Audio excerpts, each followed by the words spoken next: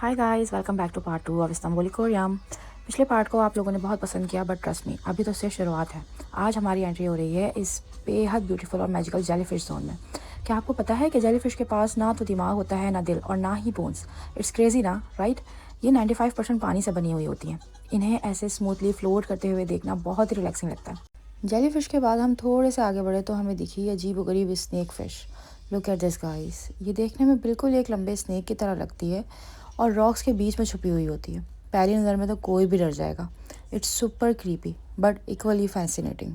और अब आते हैं इकोरियम के सबसे बेस्ट पार्ट पर। क्योंकि ये इकोरियम फ्लोरिया में है तो यहाँ एक ऐसा पॉइंट आता है जहाँ से बाहर का रियल खुला समंदर नज़र आता है। Perfect spot for some great aesthetic clips. यहाँ पे आके दिल खुश हो जाता है। बाहर का व्यू देखकर जैसे ही हम आगे बढ़े तो अचानक ऐसा लगता है जैसे हम किसी स्पेसशिप या फ्यूचरिस्टिक सबमरीन के अंदर आ गए हों। Look at the lights and control panel guys. हर तरफ ऐसी साइंटिफिक वाइब्स हैं जैसे हम किसी स्पेस मिशन पर हों या समंदर की बहुत डीप स्टडी कर रहे हों। ये एरिया बच्चों और बड़ों दोनों के लिए बहुत ही कूल और इंटरैक्टिव है। ओ माय गॉड, यहाँ तो अचानक बहुत ठंड हो गई है guys. We have just enter the north pole zone guys. Look at this. हर तरफ पूरा सेटअप वाइट बर्फ से ढका हुआ लग रहा है और टेम्परेचर फ्रीजिंग है यहाँ पे। और यहाँ के असली शो स्टॉपर्स जो है ना, वो ये सुपर क्यूट पेंगुइन्स हैं।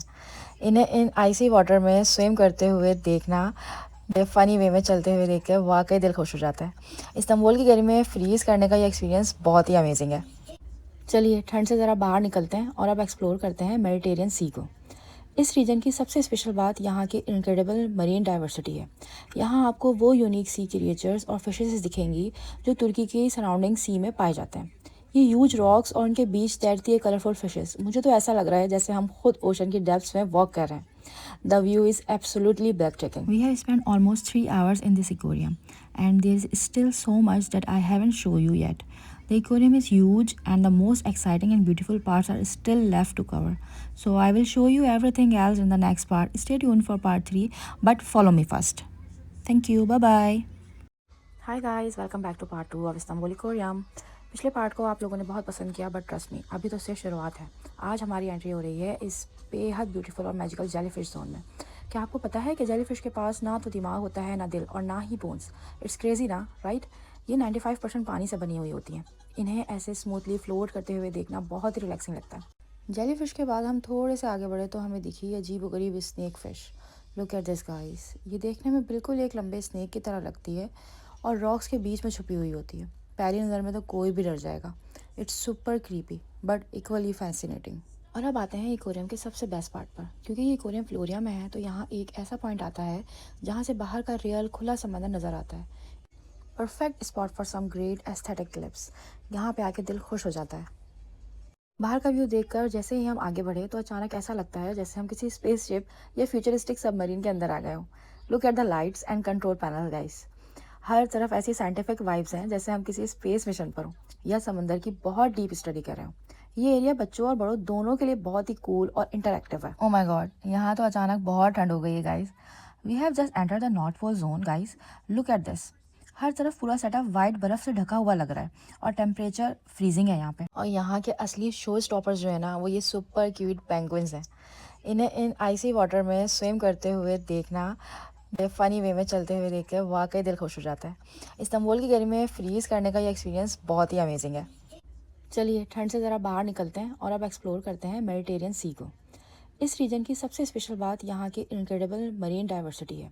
यहाँ आपको वो यूनिक सी क्रिएचर्स और फिशेस दिखेंगी जो तुर्की की सराउंडिंग सी में पाए जाते हैं। ये ह्यूज रॉक्स और उनके बीच तैरती है कलरफुल फिशेस। मुझे तो ऐसा लग रहा है जैसे हम खुद ओशन की डेप्थ्स में वॉक कर रहे हैं। The view is absolutely breathtaking. We have spent almost 3 hours in this aquarium, and there is still so much that I haven't shown you yet. The aquarium is huge, and the most exciting and beautiful parts are still left to cover.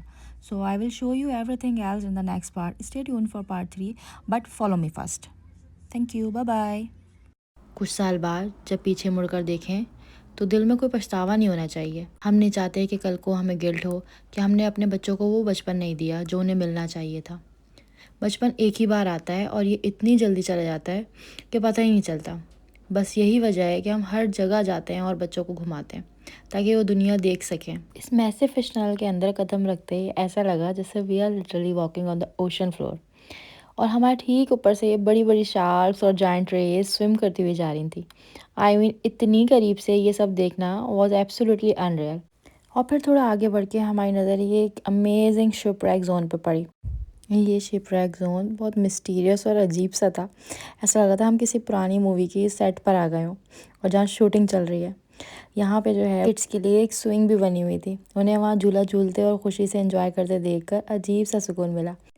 और जब हम Amazon rain forest वाले area में enter हुए तो शुरू में it looked a bit creepy. वो घना अंधेरा, अजीब सी फॉग और ट्रीज़ देखकर लगा कि we are in the thriller movie. लेकिन जैसे ही हम थोड़ा और अंदर गए, oh my god, what a view! क्या खूबसूरत वाटरफॉल्स और नेचर का सीन था। इस्तांबुल के बीचों बीच इस मैजिकल वर्ल्ड को एक्सप्लोर करना was a mind blowing experience. So अगर आपको भी अपने फैमिली के साथ यह प्लेस विजिट करनी है तो this is your sign to plan a trip right now, क्योंकि ये पल आपकी फैमिली हमेशा याद रखेगी। मुझे कमेंट्स में ज़रूर बताइएगा कि आपको वीडियो कैसे लगी। मुझे फॉलो करें। Bye bye.